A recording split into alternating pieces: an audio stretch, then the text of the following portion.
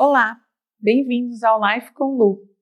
Aqui nós falamos sobre manejo comportamental de pessoas com autismo e como você pode ser livre e feliz com esse diagnóstico. Eu sou Sheila Rocha, analista do comportamento e mãe do Lucas, de 9 anos. No episódio de hoje nós vamos falar sobre autonomia. Então vamos lá, vamos conversar sobre esse tema, né? O que significa você dar autonomia para uma pessoa? Seja essa pessoa neurotípica ou neurodiversa. Significa você dar potencial, ou seja, ferramentas, para que essa pessoa funcione de maneira autônoma na vida, nas atividades de vida diária e nas atividades também que possam vir a acontecer de maneira esporádica na vida dessa pessoa. Muitas coisas na vida da gente não são programadas, por exemplo, uma unha encravada. Qual é o potencial que você tem que dar para uma pessoa para ter consciência de que ela precisa procurar ajuda quando alguma dessas situações, que são situações que fogem da rotina dela e saem do seu próprio controle, né? Qual é essa hora? Então, na verdade, essa questão de promover a autonomia não é simplesmente ensinar habilidades, é ensinar uma habilidade em potencial. Qual é essa habilidade? É uma habilidade de resolução de problemas, né? Então, a partir do momento em que eu tenho essa habilidade adquirida, eu tenho potencial de poder resolver várias questões durante o decorrer do meu dia a dia, durante a minha vida.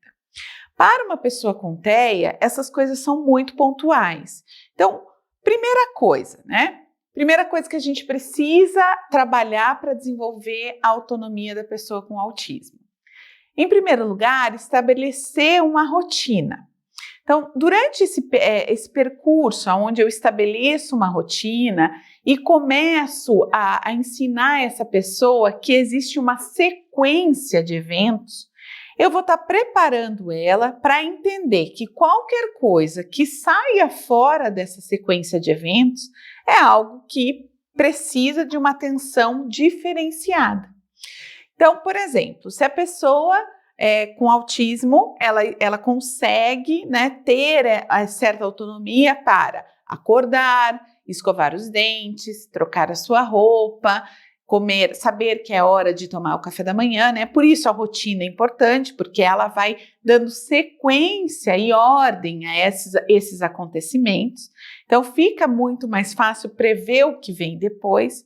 Mas se, por exemplo, na hora de escovar os dentes, essa pessoa identifica que o dente está doendo. Então, é uma coisa que vai sair fora do contexto da rotina. Então, ela precisa ter uma ferramenta, ou seja, saber comunicar essas coisas que acontecem que estão fora do padrão, né? Então, desenvolver essa habilidade de entender coisas que podem ser um problema são importantes. Eu posso fazer isso de várias maneiras, né? A gente pode trabalhar nisso com simulação de histórias, por exemplo, né? Essa ideia de contar histórias sociais aonde fulano desempenha determinadas atividades dia a dia e fulano faz isso todos os dias. Determinado dia o ônibus da escola não passou. Qual é a situação instalada aí? Então, a gente vai começar a fazer com que essa pessoa com autismo identifique essas situações que são atípicas, são situações que normalmente não ocorrem. E aí a gente parte para a resolução daquele problema. Então, várias hipóteses podem ser criadas aí, né? Isso a gente pode trabalhar com histórias visuais, com narrativas verbais. Então, existem várias estratégias que a gente pode usar. Então, se é uma criança que tem habilidades mais visuais, a gente vai trabalhar isso com ferramentas visuais, com imagens, com uma sequência lógica de acontecimentos. Se for uma criança ou uma pessoa que tenha maiores habilidades, a gente vai trabalhar essa resolução de forma oral, né? De forma construída como um conteúdo verbal. Então, muito bem, nessa hora a gente cria a hipótese, não passou o ônibus. O que eu posso fazer para chegar no mesmo local, sem perder minha hora de trabalho, de escola, utilizando outro recurso? E a gente vai criando novas possibilidades. Eu devo comunicar isso a alguém? Sim. Eu devo ter até uma agenda de anotações, né? Essa pessoa pode ter um diário de ocorrências. Então, são as coisas que saíram daquele contexto, naquele dia, né? Do contexto rotineiro, que devem ser solucionadas, e isso deve ser discutido com a terapeuta ou mesmo em casa, né? Por exemplo, quais foram as ocorrências do dia na escola? Então, coisas que aconteceram que foram diferentes do normal. E a criança vai começando a construir uma habilidade de resolver esses problemas.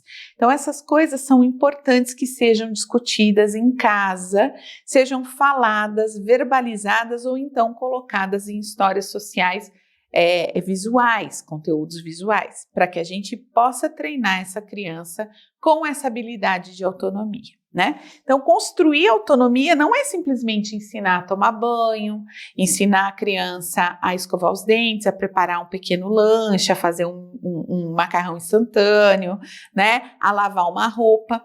Porque mesmo nesse processo todo, ocorrências vão acontecer. Coisas que vão fugir do controle desse indivíduo na hora de fazer aquela atividade. Por exemplo, uma máquina de lavar roupa que não funciona. Então, o que você tem que treinar? Na verdade, você ensina essas habilidades, mas para a autonomia, a habilidade principal que a gente tem que treinar é realmente a resolução de problemas. Essa resolução de problemas, ela pode também acontecer de maneira naturalística. Então, de repente, no momento em que você se depara com um problema, por exemplo, a criança se cortou, se machucou. Então, naquele momento, uma intervenção é necessária para que você já ensine qual é a resolução prática daquele problema.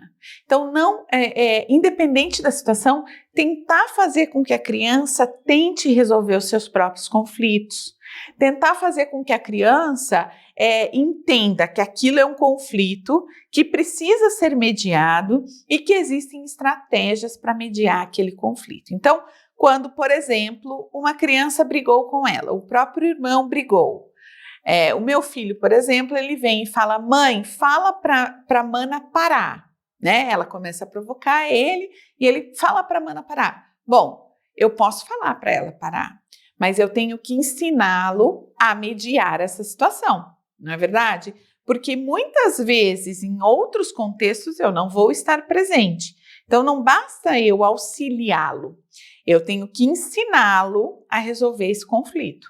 Então, nessa hora eu tenho que falar: fala você para a mana parar. Então, você vai falar: mana, para de fazer isso porque eu não gosto, né? E isso vai acontecer na escola. Então, ao invés dele sair batendo nas crianças, ele tem que aprender a mediar esse conflito de maneira adequada. Isso é autonomia. É poder resolver coisas sem depender de uma instrução, sem depender do auxílio de uma pessoa adulta, né? Sem depender de outros. Por exemplo, vou dar um exemplo prático aqui de autonomia. Meu filho sabe amarrar os cadarços do tênis, mas muitas vezes na correria do dia a dia a gente acaba auxiliando porque ele demora, né? Mas muito bem, então ensinamos, ele está num processo de praticar essa amarração, mas esses dias ele estava na pista de atletismo e o tênis desamarrou, né? Ele tinha duas alternativas para resolver esse conflito. Uma era ele amarrar sozinho e a segunda pedir para alguém amarrar. Ele parou uma outra pessoa, né? Por quê? Porque ele estava no meio de uma corrida, então realmente ele sabe que ele demora um certo tempo para amarrar os tênis. Ele chamou uma outra pessoa, uma pessoa que também estava correndo e falou: você amarra os meus tênis para mim? Então ele resolveu isso sem depender da mãe, da irmã, do pai, das pessoas conhecidas. Então, ele usou uma estratégia que foi até pedir para outra pessoa auxiliá-lo naquela tarefa, de maneira eficiente, clara, objetiva e que resolveu o problema dele. Então, muitas vezes, isso é até um pedido de ajuda. Me ajuda é uma coisa que nós temos que ensinar aos nossos filhos com autismo, porque muitas vezes, por si só, eles não vão conseguir resolver determinados problemas. Então, me ajuda é uma frase que desenvolve autonomia, né? Porque ele está tentando resolver aquela questão com o auxílio de outro, mas num contexto naturalístico, por exemplo, se ele se perder. Se ele se perder, ele pode pedir ajuda. Então, pedir ajuda também é algo que a gente tem que plantar ou ensinar como habilidade para que ele possa resolver coisas que vão além da sua capacidade, mesmo porque ele é uma criança muitas vezes. Então, ele não tem nem autonomia de idade para resolver determinadas coisas, né? Então, me ajuda é uma das coisas que ele pode utilizar como estratégia. Plantar ou ensinar essas habilidades estratégicas vão ser desenvolvidas em determinadas áreas da vida. Por exemplo, aonde que se desenvolvem habilidades de estratégias de resolução de problemas? Nas brincadeiras. Então, nas brincadeiras e na interação social, é imprescindível que você resolva conflitos. Então, você vai ter aquele conflito com o amiguinho de que agora eu quero brincar disso, mas o amiguinho quer brincar de outra coisa. Então, a gente chega a um consenso de que vamos brincar disso agora e depois nós brincamos de outra coisa. Por exemplo, é a sua vez, é a minha vez. É uma construção de autonomia, porque eu estou resolvendo esse pequeno conflito de esperar a vez para eu poder participar das atividades de maneira organizada, ordenada.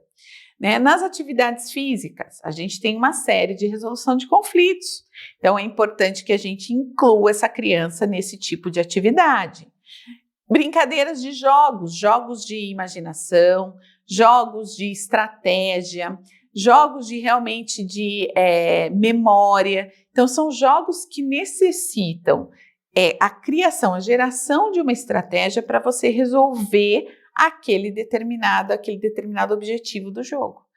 Pode ser um jogo simples de cartas, né? Então, um jogo como, pife, né? Um jogo simples de cartas, onde você está trabalhando pareamento ali, sequência numérica, sequência de cartas, pareamentos de símbolos, e ao mesmo tempo você está trabalhando estratégia, porque a pessoa tem que pensar, eu descarto essa carta ou eu permaneço com ela para formar um novo par, eu continuo com o que eu tenho na mão ou eu mudo a minha estratégia porque eu não estou conseguindo alcançar um resultado.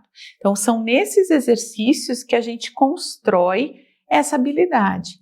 Então, muitas vezes, só o trabalho de mesa, só o trabalho terapêutico em construção dessa habilidade de resolução de problemas não é suficiente, né? Porque a gente consegue mimetizar essas situações até certo ponto, mas de maneira geral esses conflitos vão acontecer de forma naturalística. Então vai ser no parquinho, vai ser na escola, vai ser dentro da própria casa, vai ser na hora da refeição. Então, todas essas situações vão gerar conflitos que a gente vai ensinar a criança a resolver, a intermediar, a mitigar, né? O nosso objetivo é fazer com que ela tenha capacidade de raciocínio para criar uma hipótese e uma possibilidade de resolução de problemas, e não dar as coisas prontas para ela, ou as possibilidades já discutidas, né? Por exemplo, olha, se acontecer isso na escola, você pode fazer isso, aquilo, aquele outro. Ok, decorou? Isso não vai servir, né? Porque muitas vezes nenhuma daquelas possibilidades vai ser uma possibilidade. Então, como que a gente pode elencar um rol de possibilidades tão amplo? Então, a gente tem que se ater mesmo a desenvolver esse pensamento lógico, desenvolver esse raciocínio no sentido de criar hipóteses em momento real, né? O que a criança pode fazer para solucionar esse problema? Recentemente, a gente estava viajando e o meu filho entrou dentro do elevador, né? Ele entrou dentro do elevador, eu não vi, né? Mas era no próprio edifício onde nós estávamos, então um edifício controlado, a porta ficou aberta, ele gosta do elevador e ele desceu com o elevador. O meu medo era justamente ele sair em outro andar, ou então ele não saber voltar. Mas foi uma experiência muito positiva e eu falo que ele me surpreende a cada passo justamente por isso.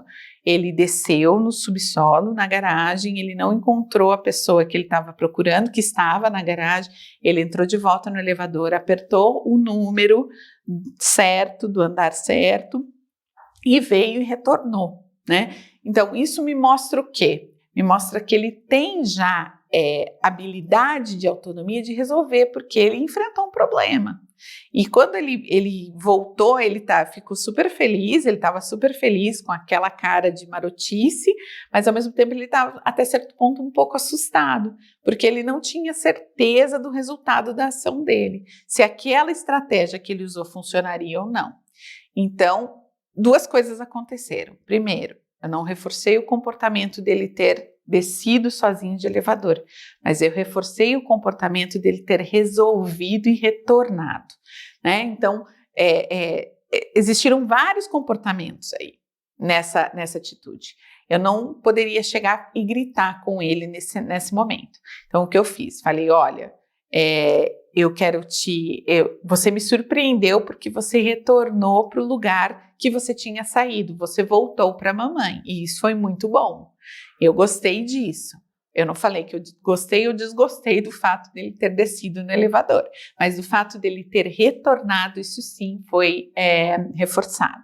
Então, a gente tem que pensar muito nisso, né? Eu vou chamar a atenção dele ter descido. Olha, você desceu de elevador, você não deveria. Eu estou reforçando esse comportamento. Então, eu mudei a minha estratégia. Falei, foi boa a sua resolução de problemas, foi boa a sua estratégia para resolver a confusão que você mesmo criou, né? Então, a gente já vê que existe um processo de raciocínio lógico. Ele sabia qual era o número, ele prestou atenção nisso, ele prestou atenção onde o elevador foi com a pessoa que desceu antes dele, que ele queria encontrar, e ele prestou atenção no retorno, né? Ele falou, bom, eu não encontrei a pessoa, o que eu faço? Eu retorno. Então, existe um processo de autonomia aí e já bem instalado, né? É uma criança que já consegue navegar a alguns locais, um local diferente do local rotineiro dela, mas ela consegue controlar de alguma maneira a situação sem entrar em pânico, sem começar a chorar. Então, primeiro, eu tento fazer o que eu imagino que eu consigo. Caso isso não desse certo, com certeza ele partiria para uma segunda estratégia, que seria ou pedir ajuda ou chorar, enfim, né? Mas são coisas que a gente às vezes tem que deixar acontecer para a gente verificar essa possibilidade de autonomia, né? A gente fica com o coração ali um pouco apertado no sentido de pensar, será que meu filho realmente consegue fazer isso sozinho? Então, dá pequenas tarefas, pede pequenas coisas, né? Esteja disposto a, por exemplo, pedir para a criança montar uma mesa. A criança já deve ter visto isso acontecer 1000 vezes. Então, pede, comece a dar comandos verbais para que isso aconteça. Vai ensinando conforme as coisas não estão acontecendo de maneira adequada, né? Para que você comece a construir essa possibilidade de imaginar, olha, e isso é uma dificuldade grande da pessoa com autismo, né? Imaginar o que vem depois. Olha, eu queria que você colocasse a mesa. Ele tem que pensar na sequência de eventos que é colocar uma mesa. Então, esse treino é fundamental, né? Para que cada vez mais essa pessoa, ela comece a projetar imagens de eventos na sua cabeça. Coisa que para o autista, como eu falei, é muito difícil. Eles têm dificuldade de imaginar essas sequências, essas possibilidades de futuro, até realmente imaginar cenários diferentes. Eu vou para a escola, mas lá eu posso encontrar meus amigos, assim como eu posso encontrar aquele amigo que eu não gosto muito. Mas eu vou encontrar minha professora. Então, são cenários diferentes, são possibilidades de futuro que não são uma só. Então, imaginar isso, né? Fazer com que ele desenvolva a habilidade de imaginar variedades de possibilidades da mesma atividade é fundamental, tá? Esse é o meu recado de hoje. Eu espero que vocês tenham gostado desse conteúdo. Se gostaram, curtam. Tá joia? Muito obrigada.